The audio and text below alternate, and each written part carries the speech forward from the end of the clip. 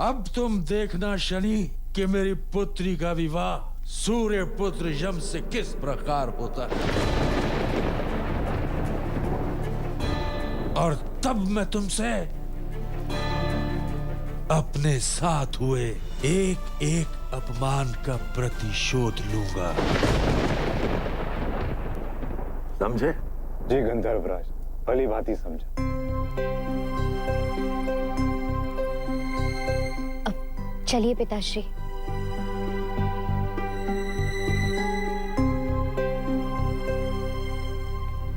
पिताश्री,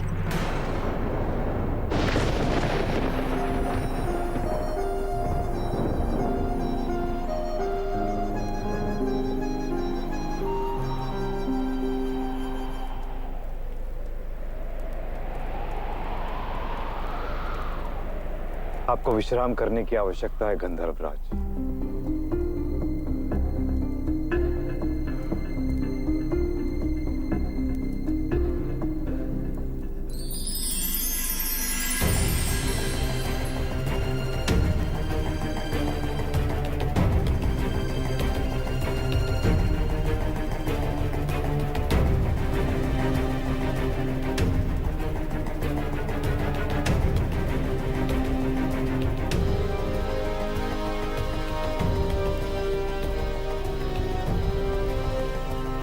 मैं तुमको शब्दों में व्यक्त नहीं कर सकता सूर्यपुत्र यम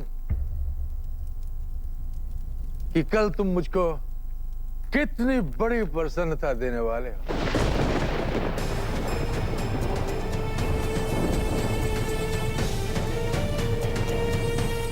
तुम दोनों एक दूसरे को जीवन साथी के रूप में प्राप्त करके एक दूसरे के पूरक कहलाओ। पूरक, पूरक।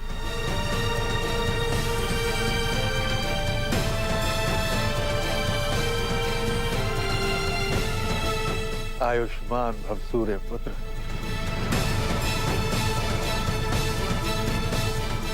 मेरी पुत्री के साथ सदैव सुखी रहना। पिताश्री, वो आप नहीं पुत्री नहीं, इस क्षण जो मुझे संतोष, जो आनंद प्राप्त हो रहा है, उसको मैं शब्दों में व्यक्त नहीं कर सकता। आज मैं तुम दोनों को आशीर्वाद देता हूं कि तुम दोनों का विवाह शीघ्र संपन्न करो।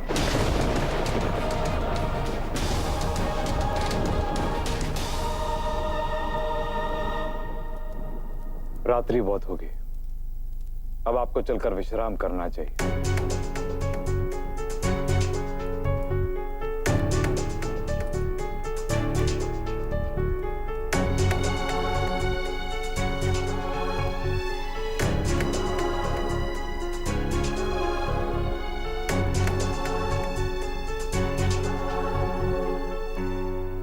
कल शनि को उसके अहंकार का पाठ पढ़ाऊंगा मैं। जिस सभा में उसने मेरे सम्मान को आहत किया, कल उसी सभा में सूर्यदेव मेरी पुत्री को अपनी कुलवधू स्वीकार करके सम्मानित करेंगे।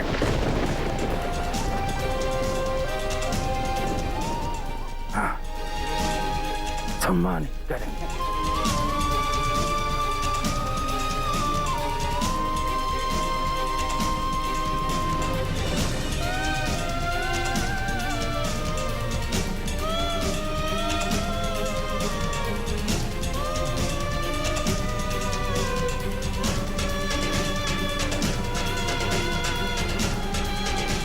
कितना प्रसन्नता का दिन होगा मेरे लिए।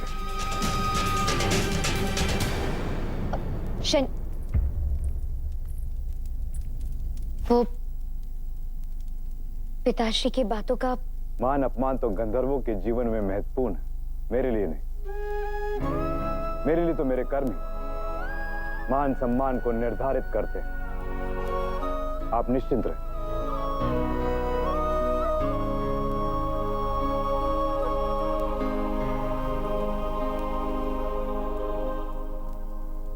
वैसे भी आपके पिताश्री की बातें सुनकर यही प्रतीत हो रहा है कि शीघ्र ही उनका स्वप्न पूर्ण होगा। आप सूर्य कुल की वधू बनने वाले, आपको बधाई हो देगी। अब कल सूर्य सभा में भेंट होगी। शुभ रात्रि, सूर्य कुल की भावी वधू।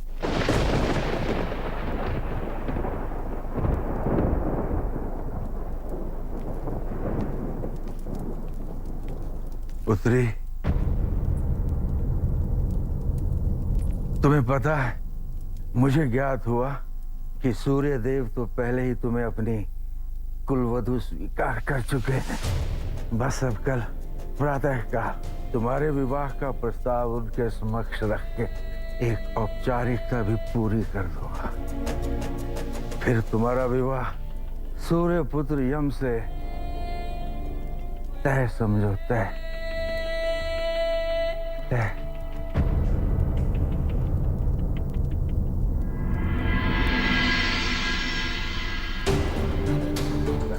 एक औपचारिकता भी पूरी कर दूंगा। फिर तुम्हारा विवाह सूर्य पुत्र यम से तय समझो, तय। धामिनी,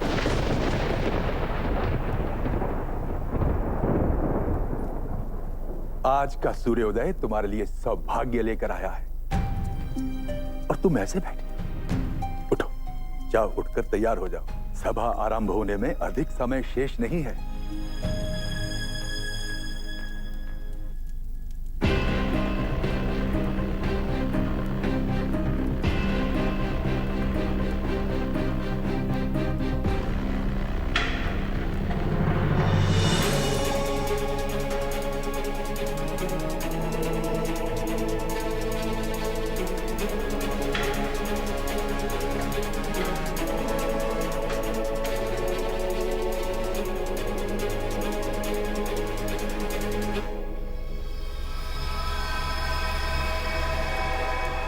आज सूर्यलोक में एक नहीं अपितु दो शुभ समाचार है।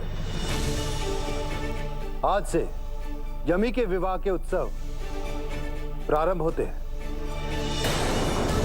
साथ ही गंधर्व राजपुत्री धामिनी का विवाह प्रस्ताव सूर्यपुत्र यम से हमें सहर्ष स्वीकार्य है। आपका बहुत बहुत आभार सूर्यदेव। रुक जाइए, ये विवाह नहीं हो सकता।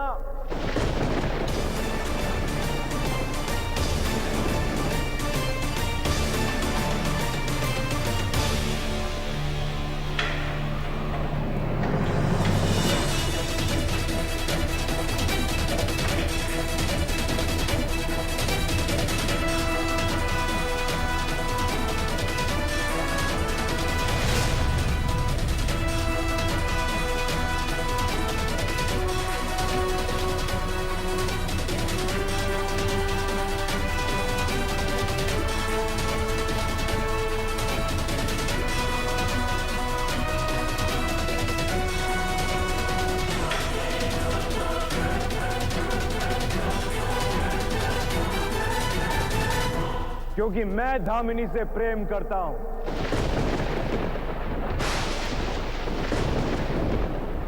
और इसका विवाह केवल मुझसे हो, केवल मुझसे हो, केवल मुझसे हो,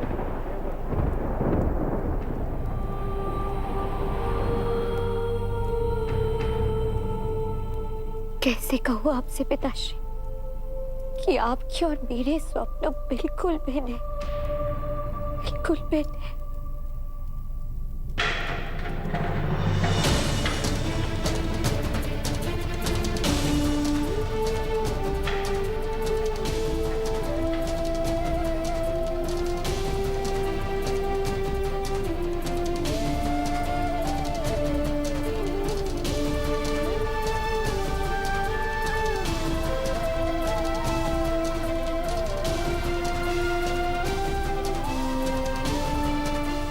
आज की ये सूर्य सभा अत्यंत महत्वपूर्ण है,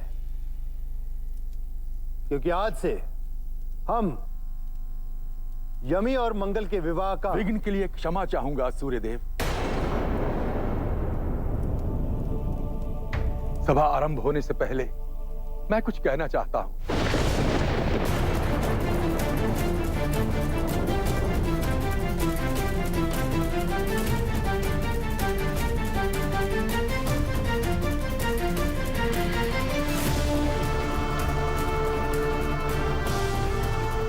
दामिनी, देवराज इंद्र ने मुझे विशेष वार्तालाप के लिए देवलोक आमंत्रित किया है। अब तुम देखना शनि कि मेरी पुत्री का विवाह सूर्य पुत्र यम से किस प्रकार होता है। मुझे पिताश्री को रोकना होगा। यहाँ का वातावरण मुझे कुछ ठीक नहीं लग रहा है। कैसे भी मुझे पिताश्री से बात करनी ही होगी।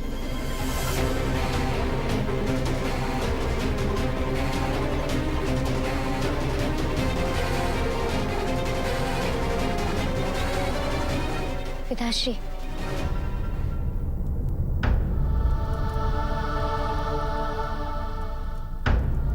पिताश्री, मुझे ऐसा लगता है कि आज इस विषय में चर्चा करना उचित नहीं होगा। पुत्री, इसमें लज्जा की कोई बात नहीं है। यदि अभी नहीं तो कभी ना कभी तो तुम्हारे विवाह के विषय में सूर्यदेव से बात करनी ही होगी, तो फिर अभी क्यों नहीं? बात लज्जा की नहीं है पिताश्री। ना जाने क्यों मुझे आज किसी अशुभ संकट की अनुभूति हो रही है। मेरी बात मानिए पिताश्री, यदि आपको सूर्यदेव से इस विषय में बात करनी है तो आप उनसे एकांत में कीजिए, ऐसे भरी सभा में नहीं।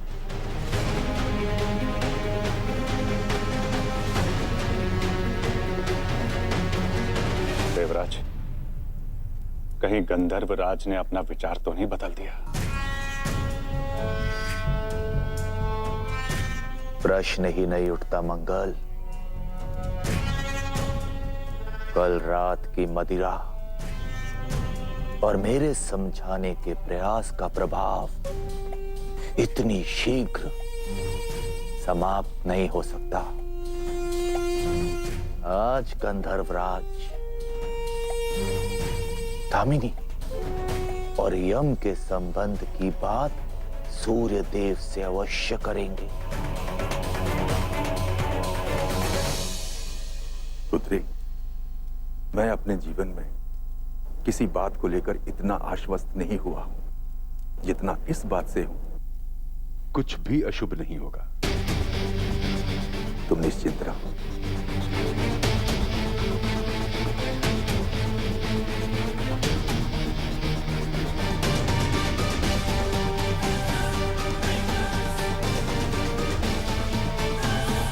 हे नारायण, बस अब तो यही कामना है कि मैं अपनी पुत्री को सूर्य कुल की पुत्र वधु बनता देख सकूं।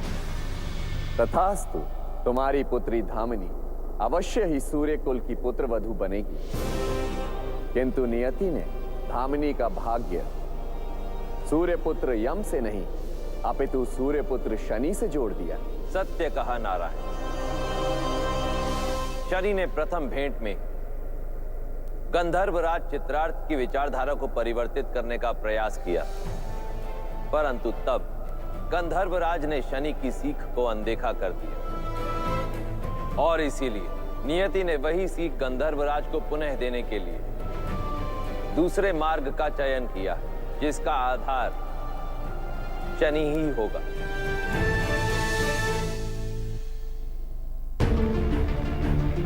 सूर्य सभा में अपने विचार रखने की अनुमति देने के लिए आपका धन्यवाद सूर्यदेव। गंधर्वराज, आप हमारे अतिथि हैं और अतिथियों का सम्मान करना हमारा धर्म है। कहिए, क्या कहना चाहते हैं आप?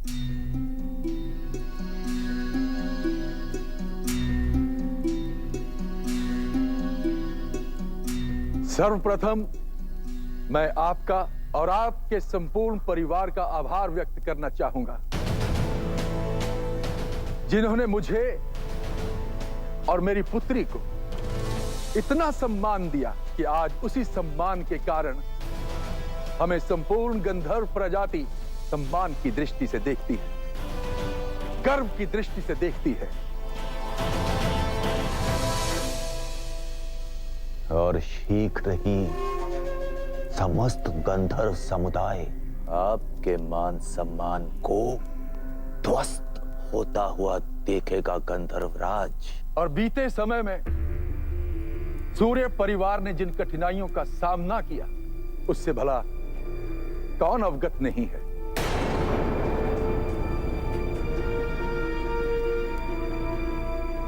किंतु जिस प्रकार आपने उन कठिनाइयों का सामना करते हुए अपनी संतानों का, अपने परिवार का पालन पोषण किया, वो प्रशंसनीय है।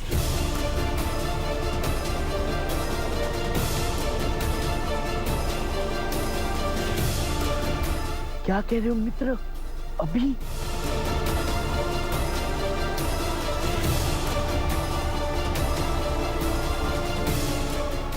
आपको तो ज्ञात ही है सूर्यदेव कि धामनी ने जन्म लेते ही अपनी माता को खो दिया था। तब मैंने अकेले ही इसका पालन पोषण किया, यह प्रयास किया कि मैं इसे माता और पिता दोनों का प्रेम दे सकूं। किंतु मैं आज भी चिंतित हूं, क्योंकि जब तक एक पुत्री का विवाह नहीं हो जाता तब तक भला एक पिता निश्चिंत कैसे हो सकता है। उचित कहा गंधर्वराज। और मैं यमी के लिए मंगल जैसा जीवन साथी प्राप्त करके अत्यंत प्रसन्न हूं। यही मेरा भी स्वप्न है सूर्यदेव। मैं भी चाहता कि मेरी पुत्री एक ऐसे कुल की वधू बने जिसमें आप जैसा तेज हो। और इसलिए मैंने नारायण की वर्षों तपस्या की आराधना की और यह प्रार्थना की कि हे नारायण, मेरी पुत्री का जीवन सूर्य परिवार से जोड़ दे, सूर्य परिवार से जोड़ दे।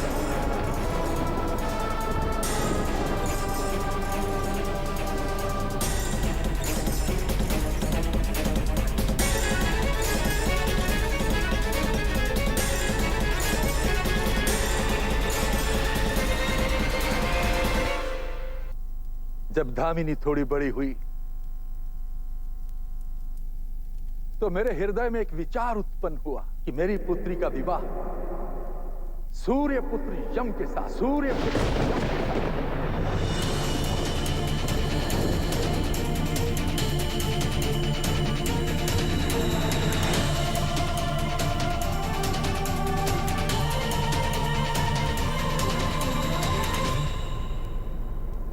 और जब हमें सूर्य लोक से नृत्य प्रस्तुति का आमंत्रण मिला तब मुझे लगा कि मेरा वो स्वप्न वास्तविकता का रूप धारण करने जा रहा है। बस आवश्यकता है तो पहल करने की।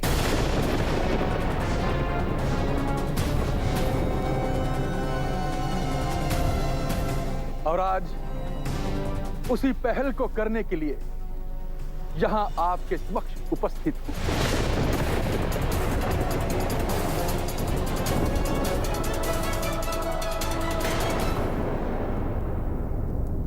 मैं गंधर्वराज चित्ररथ अपनी पुत्री का विवाह सूर्य पुत्र यम के साथ करने का प्रस्ताव आपके समक्ष रखता हूं। पहली बार कोई गंधर्व परिवार सूर्य परिवार से अपना संबंध बनाएगा और इससे बड़ा मेरे लिए सम्मान कोई और हो ही नहीं सकता। अब बस आप शीघ्र धामिनी और यम के विवाह के इस प्रस्ताव पर अपनी स्वीकृति दें, अपनी सहमति दें।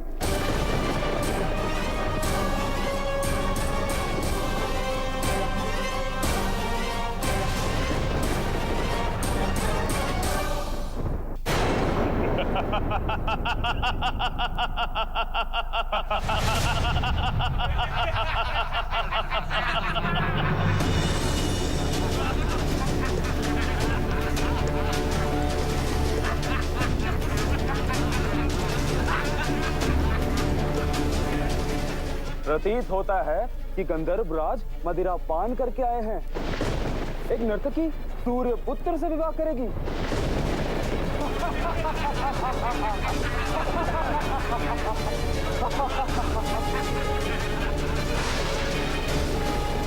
अरे गंधर्व कन्या देवों के समारोह की शोभा बढ़ाती हैं, उनके कुल की शोभा नहीं बनती।